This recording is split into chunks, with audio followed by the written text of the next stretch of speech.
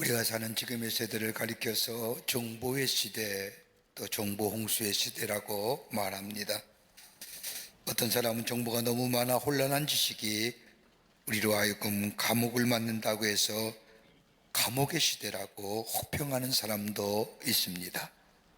근데 우리가 들리는 많은 정보들, 많은 지식들, 정말로 이것이 진정 옳은 것인가, 그런 것인가에 대한 분별에 대한 참으로 어려움이 우리 가운데 있음을 보게 됩니다.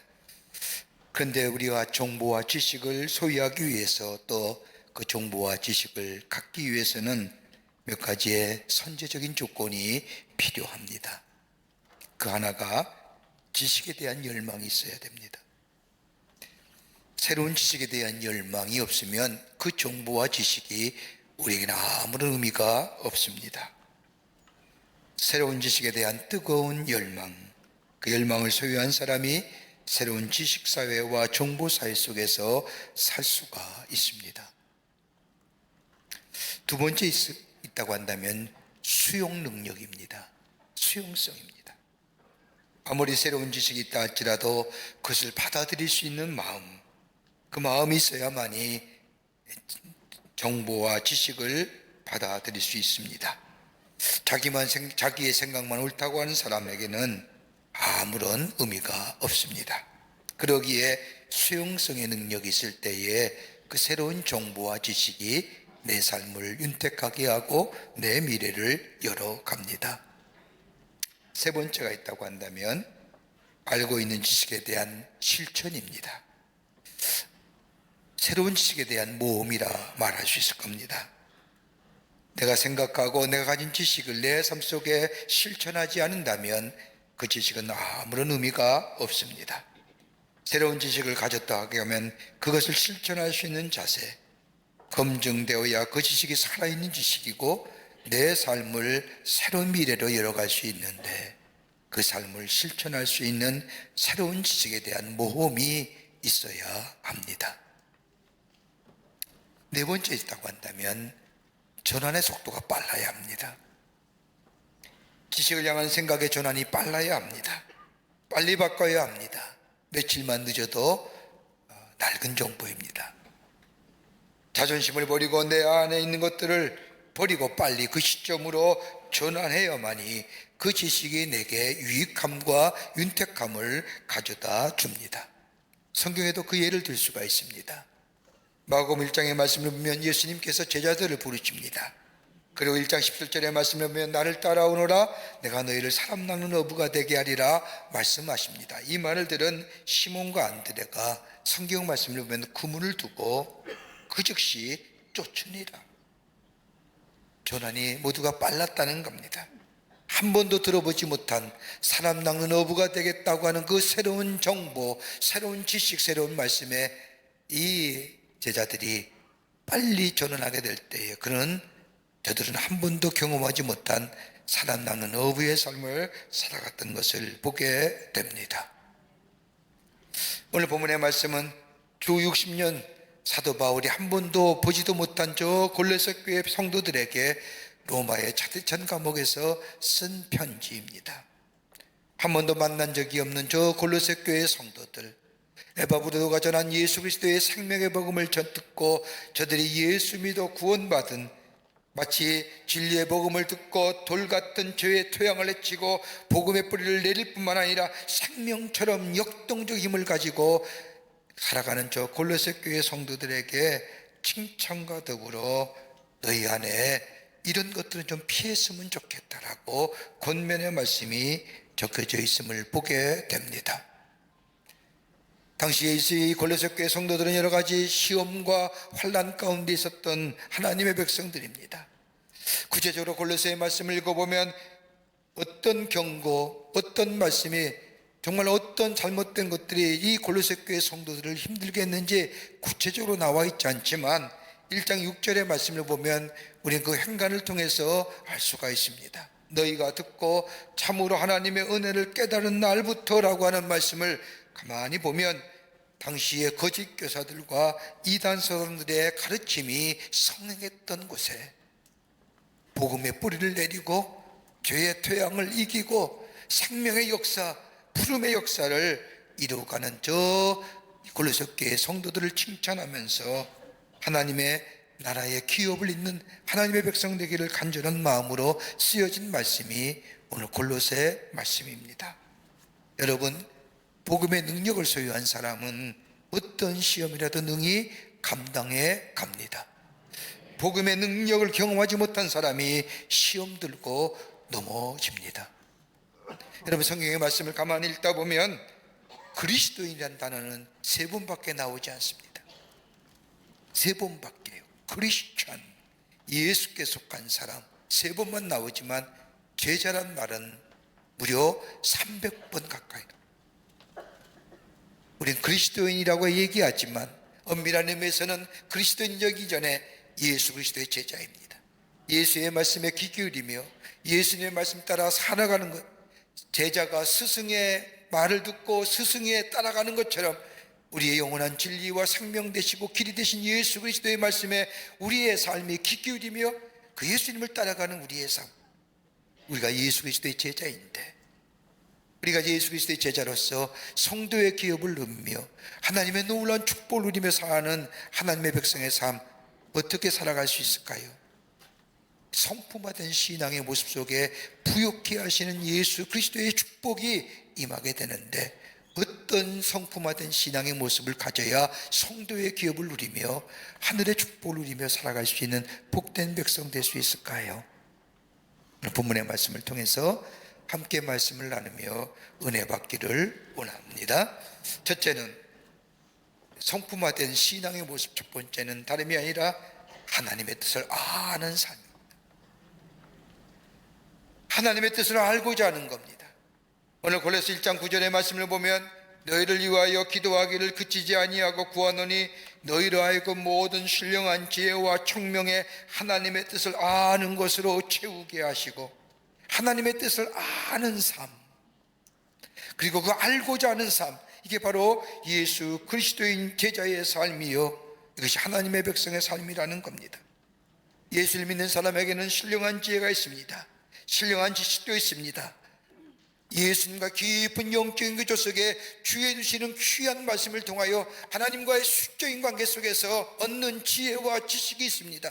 그런데 바울은 이거 외에 더 한 가지를 이 골로새 교인들에게 주문합니다. 다름이 아니라 하나님의 뜻을 아는 것. 여러분, 하나님의 뜻을 어떻게 알 수 있을까요? 여러분, 그리스도에 있어서 하나님의 뜻을 아는 길이 어디에 있을까요? 다름이 아니라 기도하는 겁니다. 여러분, 그리스도인에서의 기도가 살았다는 것은 그리스도인이 아니라는 겁니다. 예수 믿는 사람이 아닙니다. 여러분, 그리스도인이 하는 기도는 저 세상의 사람들과 하는 기도와 차원이 다른 기도입니다. 우리의 기도는 대상이 분명합니다. 누가요? 예수, 하나님께 기도합니다. 우리의 중보자 되시는 예수 그리스도의 이름을 믿고 기도합니다. 그리고 그 기도는 우리에게 분명히 응답됩니다. 이것이 저 세상의 사람과 드리는 맹목적인 기도, 대상이 없는 기도와 다른 차원의 기도입니다. 그러기에 우리는 하나님 앞에 기도합니다. 내 뜻을 아뢰입니다. 내 소원을 아뢰고 내 처지가 이러합니다. 하나님, 내 형편이 이렇고요, 내 소원이 이러합니다 라고, 하나님 그러니 도와주십시오라고 기도합니다. 나의 뜻을 아뢰는 거지요. 이걸 가리켜서 간구의 기도입니다. 우리 예수님도 간구의 기도하라는 겁니다. 구하라 그러면 주실 것이요, 두리라 그러면 열릴 것이니라. 간구의 기도를 하라는 겁니다.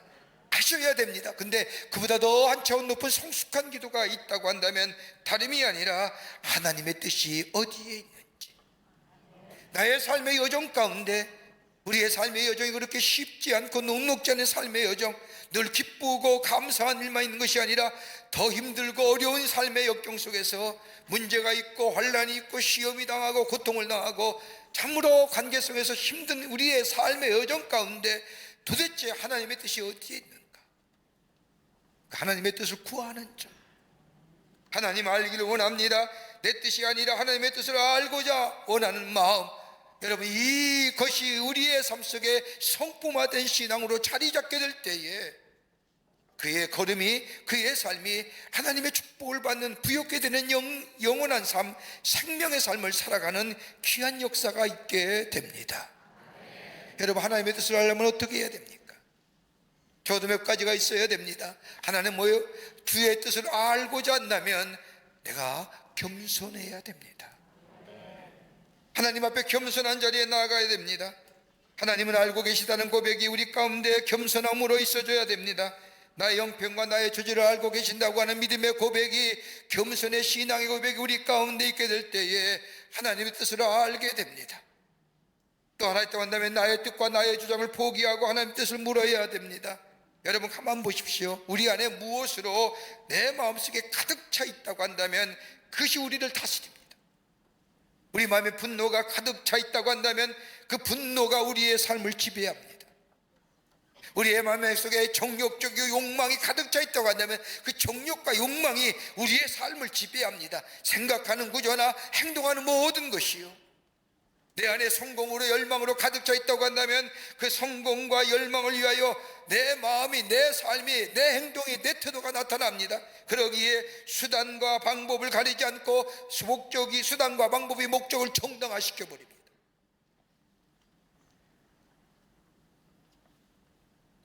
내 마음에 뭘로 가득 차 있는, 겸손히 하나님 앞에 엎드려 주의 뜻을 알고자 우리의 마음을 비우고 하나님 뜻이 어디에 있음을 묻는 자이 될 때에 하나님은 우리의 기도에 응답하시어 당신의 뜻을 나타내시고 때로는 말씀을 통하여 당신의 뜻을 우리에게 알게 해 주십니다. 이게 바로 기도의 응답입니다. 하나님의 응답은 내 상황이 변한 것이 아닙니다. 없던 돈이 생기고 없던 건강이 생기고 없던 사람이 오고 한다는 말이 아닙니다. 이건 마치 무속의 신앙과 똑같은 차원의 신앙입니다. 하나님의 뜻하신 바를 우리에게 가르쳐 주시옵소서. 주의 뜻을 구하며 주의 뜻을 듣기를 원하며 주의 뜻대로 살기를 원하는 삶, 이것이 우리의 삶 속에 성품화된 신앙의 모습으로 자리 잡을 때에 부욕케 하시는 예수의 생명이 나의 삶을 생명력 있는 삶으로, 역동적인 삶으로 살아가게 해 주신다는 겁니다. 여러분 예수님 보세요. 겟세마네 동산에서 십자가의 사건을 앞에 두고 기도하시지 않습니까? 얼마나 간절히 기도했으면 저 땀방울이 푹방울 되도록 간절하게 기도하십니다. 그 예수님의 기도 가운데 내 뜻대로 하지 마옵시고 아버지의 뜻대로 하시옵소서라고 기도합니다. 그러면서 내려오시지요. 하나님의 뜻을 아신 겁니다. 그리고 내일 아침 십자가를 지는 것이 내 뜻이다라고 하는 주의 음성을 듣고 내려오면서 요한복음 18장 11절의 말씀을 보면 아버지께서 주시는 잔을 내가 마시지 않겠느냐? 하나님의 뜻을 들은 겁니다. 기도하시는 거예요. 십자가를 지는 것이 하나님의 뜻이라는 거예요. 여러분 그리스도인의 삶, 제자의 삶은 다른 것이 아니라 하나님의 뜻을 아는 것, 내 삶이 어렵고 힘들고 곤고하고 때는 문제가 있고 기쁠 때라도 하나님의 뜻이 어디 있는가, 그 하나님의 뜻을 묻는 것이 우리의 삶 속에 성품화된 신앙의 자리로 자리 잡고 있을 때에 우리의 삶은 부욕케 하시는 예수의 생명을 통하여 하나님의 주시는 놀라운 은혜가, 놀라운 인도하심의 역사가 우리 가운데 있어지게 됩니다. 여러분 바울 보세요. 바울 하나님의 귀하게 쓰임받는 사도였습니다. 근데 그에게 육체의 사자가 있었지요. 사단의 사자가 있고 육체의 가시가 있었습니다. 이것이 바울 사도의 선교 역사에 방해합니다. 하나님의 말씀을 전하는데 하나님의 말씀을 전하다가 넘어지거나 쓰러지면 많은 사람들이 어떻게 생각하겠을까요? 자기 자신의 병 하나 하나님으로부터 고침을 받지 못한 자가 어떻게 많은 사람들에게 예수의 말씀을 전하며 예수 믿으면 강건해집니다, 영육이 강건해집니다라고 외칠 수 있을까? 바울은 하나님의 말씀을 전하기 전에 이것 때문에 고민하며 하나님 앞에 꼭 기도하지 않습니까? 무려 3번 기도. 그냥 기도일까요? 하나님 고쳐주세요, 하나님 살려주세요, 이런 기도였을까요? 3번 기도했다고 얘기하지만 아마 생명을 거는 기도입니다. 하나님 이거 내게 사하여 주셔야, 이게 내가 제하여 주셔야 하나님의 말씀 전하지 않습니까? 3번이나 기도했을 때에 하나님이 바울에게 말씀하시지요. 내 은혜가 내게 족하다. 그때 바울은 깨달은 겁니다. 아하, 이게 내게 은혜로구나. 그러면서 하나님의 말씀을 전하면서 그는 고백합니다. 나중에 말씀을 보면 그것이 왜 내게 은혜가 되었느냐? 그 육체의 가시, 그 사단의 사자 때문에 내가 겸손할 수 있었다. 그 육체의 가시, 사단의 사자 때문에 내가 더 하나님 앞에 엎드려 기도할 수 있는 자 되었다는 거예요.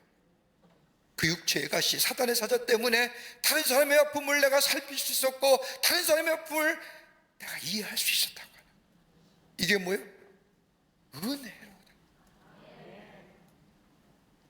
그때서 비로 하나님이 자신에게 말씀하신 내 은혜가 내게 족하다는 것이 이해가 되는 거예요. 그랬었구나. 그러니 왜 바울은 더 이상 자신의 육체의 가시와 사단의 사자를 놓고 기도하지 않습니다. 그러면서 고백하지 않습니까? 약할 때 강하면 된다고. 그게 하나님의 뜻이라고. 내 삶의 이 삶의 문제 더 하나님 앞에 나아가길 원하시는 주님의 은혜요. 하나님 앞에 더 이것 때문에 겸손하게 주님 붙잡고 주의 주신 일 감당하라는 하나님의 뜻이요. 그와 같이 아파하는 자들 함께 아파하라고 하는 저들의 아픔을 이해할 수 있고 같이 긍휼히 여기는 마음가짐이라.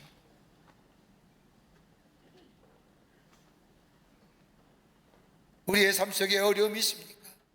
말 못한 시련이 어려움과 환난이 닥칩니까? 아마도 내가 가지고 있는 문제가 세상에서 가장 어려운 문제 아닙니까? 이것 가지고 하나님 앞에 왜 내게 이런 문제가 있습니까? 라고 이야기하기보다는, 그것도 간구할 기도의 제목이지만 하나님의 뜻이 어디 있습니까? 하나님의 뜻이 어디에 있습니까? 그 뜻이 내 안에 채워지기를 원합니다. 그 채워지는 은혜가 내 속에 넘쳐나 내 삶 속에 비록 내 삶의 여건과 환경은 녹록지 않다 할지라도 주의 주시는 놀라운 은혜를 통하여 내 삶의 풍요로움의 삶의 삶, 부욕케 하시는 예수 그리스도의 생명을 누리며 사는 삶 되기를 원합니다라고 하는 좀 더 성숙한 차원의 기도가 우리 가운데 있고, 이 하나님의 뜻을 알고자 하는 것이 내 삶 속에 성품화된 믿음의 자리로 자리 잡게 될 때, 그 삶은 주의 주시는 부욕케 하시는 역사의 생명의 역사를 경험하는, 그리고 그 환난과 그 시험을 넉넉히 이겨 승리하며 주의 주시는 귀한 영광의 삶으로 나아가는 복된 존재가 될 줄 믿습니다. 아멘. 하나님의 뜻을 아는 것, 이게 내가 신앙의 성품화되어야 됩니다.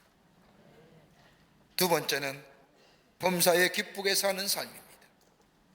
오늘 골로새 1장 10절의 말씀을 보면 바울은 골로새 교인들을 위하여 기도하기를 주께 합당히 행하여 범사에 기쁘게 하고, 원문대로 해석한다면 모든 환경에서 기쁘게 해달라고 하는 기도입니다. 여러분, 우리의 삶이 모든 환경에서 다 기쁨이 될까요? 한 부분은 기쁨이 되어도 한 부분은 좀 안 그렇잖아요.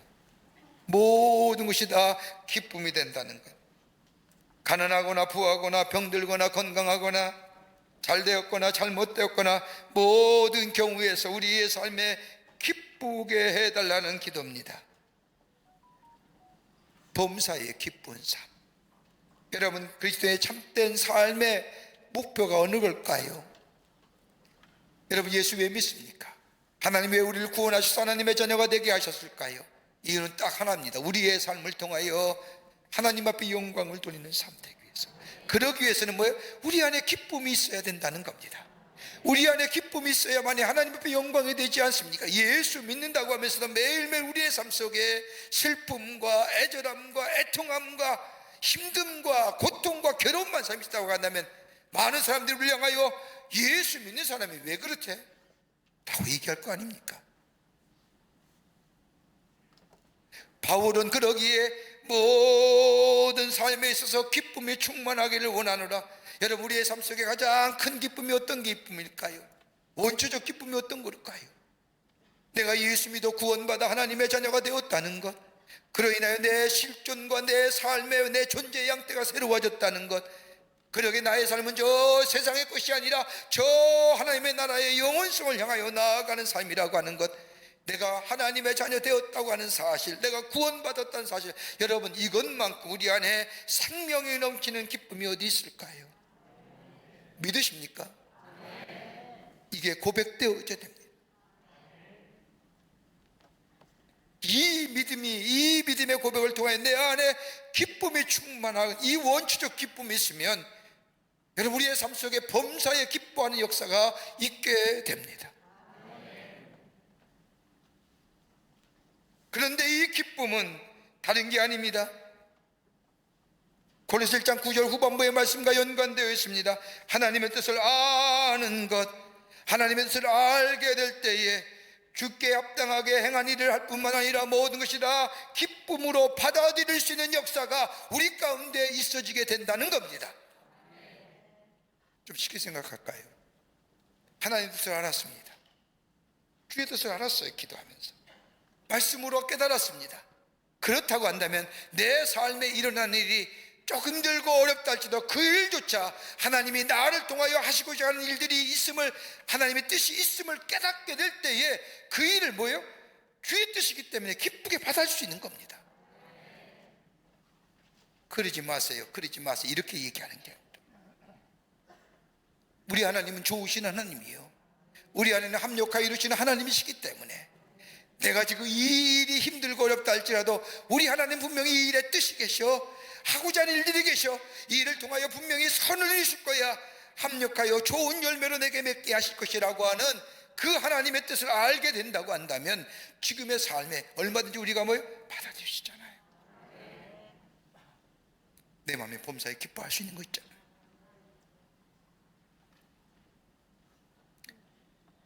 그런데 어떻게 우리가 구체적으로 기쁨을 돌리는 삶을 살아갈 수 있을까요?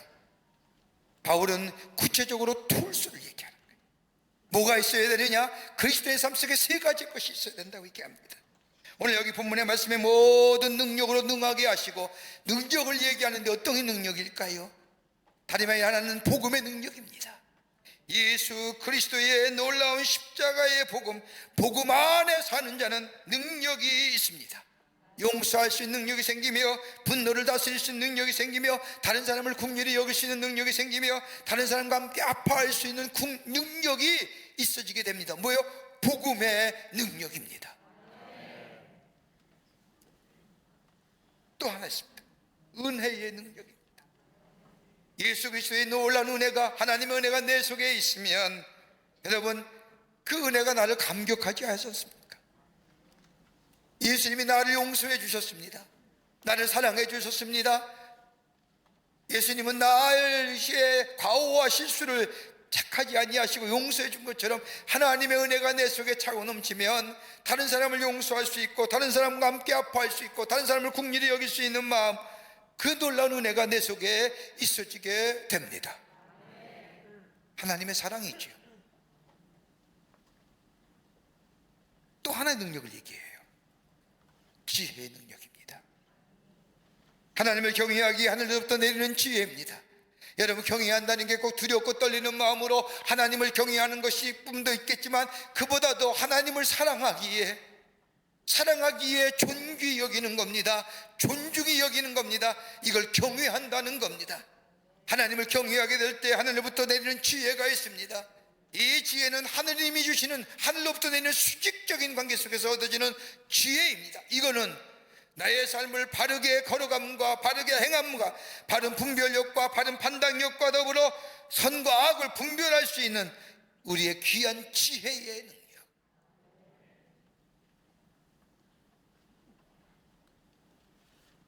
그러기에 우리를 복음의 능력과 은혜의 능력과 지혜의 능력이 있게 될 때에 우리는 뭐요? 넉넉히 하나님의 말씀에 따라, 하나님의 뜻을 따라 참고 견디어낼 뿐만 아니라 주의 뜻을 이루어 나아가는 하나님의 백성 범사의 기쁨의 삶을 살아가는 존재가 됩니다. 이걸 성품화라는 거예요. 그럴 때에 우리가 인내할 수 있고 견디어낼 수가 있습니다. 그리고 다른 사람을 향하여 용납할 수 있는 마음이 우리 가운데 생겨나게 됩니다. 저는 한 자매의 간증의 이야기를 들으면서 은혜 받은 적이 있습니다. 그 이야기는 이런 겁니다. 이 자매가 기도 제목이 있는데 믿음의 배우자를 만나서 아름다운 가정을 이루는 겁니다. 이걸 위해서 오랫동안 기도했습니다. 그러다가 믿음의 배우자를 만나서 나이는 들어서, 죄송합니다 표현이, 노처녀가 됐습니다. 청년부에서 일하는데 어느 날 이쁜 자매 하나가 청년부에 들어온 겁니다.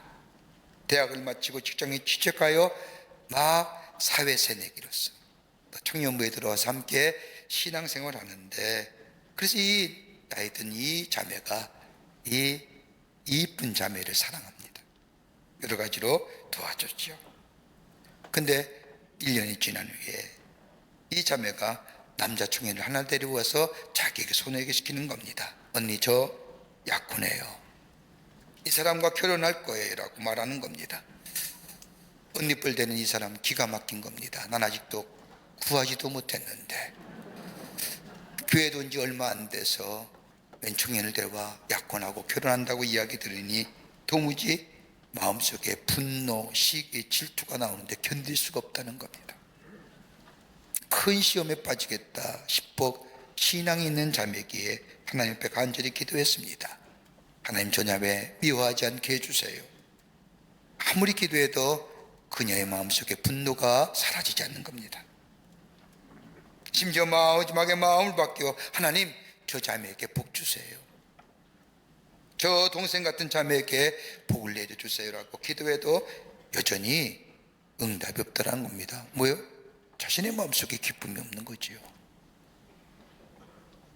며칠을 정말 하나님 앞에 무릎을 꿇고 기도하는데 갑자기 통회에 참회의 기도가 터져 나오라는 겁니다. 그리고 하나님 앞에 하나님, 내가 잘못했습니다. 그러는 가운데 그녀의 마음속에 그 회개할 기도하게 된 동기는 그녀의 마음속에 갑자기 자신의 마음을 볼 수 있는 생각이, 자신의 마음을 볼 수 있었다.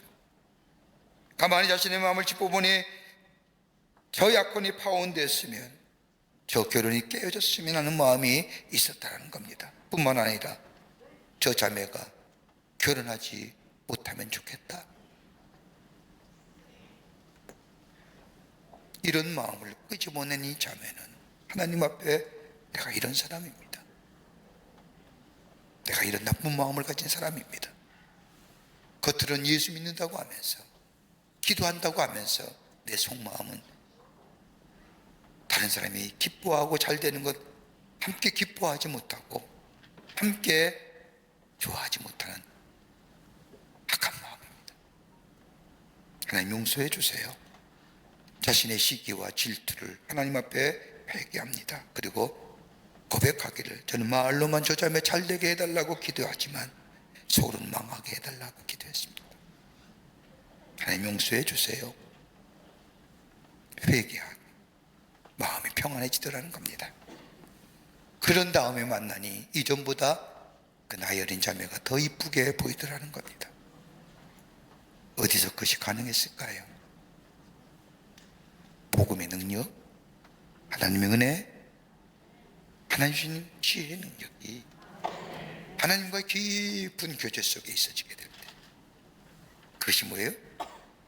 그의 마음속에 있게 될 때에 그녀는 하나님 앞에 더욱더 가까이 가는 기회가 되었을 뿐만 아니라 오늘 성경의 말씀은 범사에 기뻐하는 삶으로 그의 삶이 새롭게 변화되는 예수의 생명의 역사를 누리는 복된 심령이 된 것을 보게 됩니다.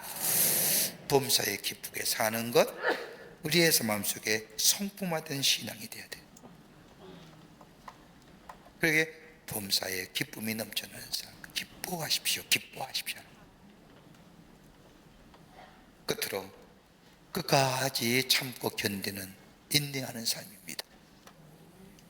오늘 본문의 말씀에 바울은 저 골로새 교회에 편지하기를 1장 11절 후반부의 말씀을 보면 모든 견딤과 오래 참음에 이르게 하시옵소서. 원문을 보면 모든 견딤과 오래 참음이 가지고 있는 뜻은 다른 겁니다. 모든 견딤이라는 것은 영어의 표현을 보면 all patience라고 얘기할 수 있는, 성도가 하늘의 영광을 바라보며 주님의 주시는 능력으로 인내함을 이야기합니다마는 여기 오래 참음은 영어의 표현을 보면, 죄송합니다만, long suffering, 긴 고난, 오래오래 고난을 견디는 것을 얘기합니다. 나를 아프게 하는 사람, 나를 괴롭게 하는 사람, 예수님 말씀하신 것처럼 선으로 악을 악으로 갚지 말고 선으로 악을 갚으라고 하는 말씀처럼 오래 참고 견디는 사람, 나를 이해하지 못하는 사람에 대해서, 나를 좋지 못하게 여기는 사람에게도, 나를 오해한 사람에게도, 나를 괴롭게 하는 사람, 참고 견디어내는 것. 여러분, 어떻게 가능할까요? 그냥 참고 견딘다고 가능할까요? 생각 같으면 문제를 가지고 가서 찾아가서 따지고, 왜 나에게 이렇게 얘기하느냐, 왜 나에게 이런 얘기하느냐 얘기할 수 있지만, 참고 견디는 가장 근원적인 요소가 어디 있을까요? 다가올 하늘의 영광을 바라보며 사는 거예요.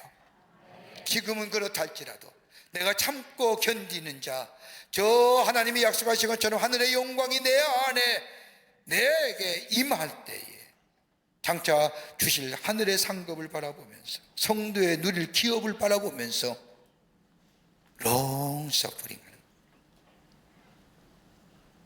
참는 거예요. 긴 고난도. 어떤 사람이 새로운 시대의 주인공이 될 수 있느냐, 여러 가지 많은 이야기를 합니다. 어떤 사람이 미래를 주도해가는 인물이 될 수 있을까? 한 책에 의하면 이렇게 얘기합니다. 1차 산업혁명 시대에는 육체적 노동을 한 사람들, 농민이 세계를 주도해 갔다고 합니다. 그러나 시대가 변하면서 20세기에 와서는 육체의 힘이 아니라 머리로 일하는 사람, 좋은 머리의 사람에 의해서 세상이 이끌어져 왔습니다. 그러나 세상이 변하면서 지난 세기에 와서는 지력과 더불어 심력을 가진 사람과 의지력을 가진 사람, 더불어 창의력을 가진 사람이 세상을 주도해왔다는 겁니다. 그렇다고 한다면 4차 혁명 시대에 세상을 주도할 사람이 어떤 사람이냐? 지력도 심력도 의지력도 창조력도 중요하지만 그보다 더 위에 하나 것이 중요하다고 한다면 다른 사람을, 이웃을 사랑할 줄 아는 마음들. 요즘 세간에 가장 화두가 되는 용어가 뭐예요? 공공의 선. 아파할 사람을 같이 아파하며, 슬퍼하는 사람을 같이 슬퍼하며,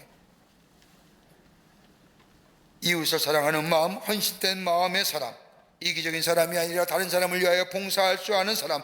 여러분, 높은 차원의 신앙이 성품화된 사람들. 그렇다고 한다면 다가올 미래 세대의 가장 주도적인 인물이 어떤 인물이? 그리스도인들이에요. 믿습니까? 믿어야 돼요. 왜요? 우리가 높은 차원의 성품화된 이웃의 사랑, 이웃의 아픔을 함께 아파하며 이웃의 기쁨을 함께 기뻐할 수 있는 그 신앙이, 그 귀한 신앙이, 높은 차원의 신앙이 성품화된 사람들 될 때 우리는 참을 수 있고 견딜 수 있고,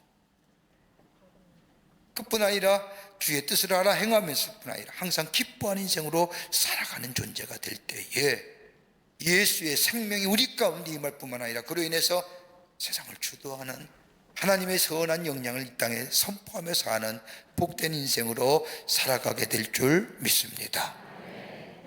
우리가 그런 삶이에요.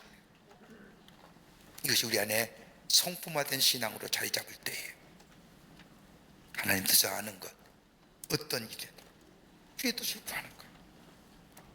그리고 범사에 기뻐하는 거예요.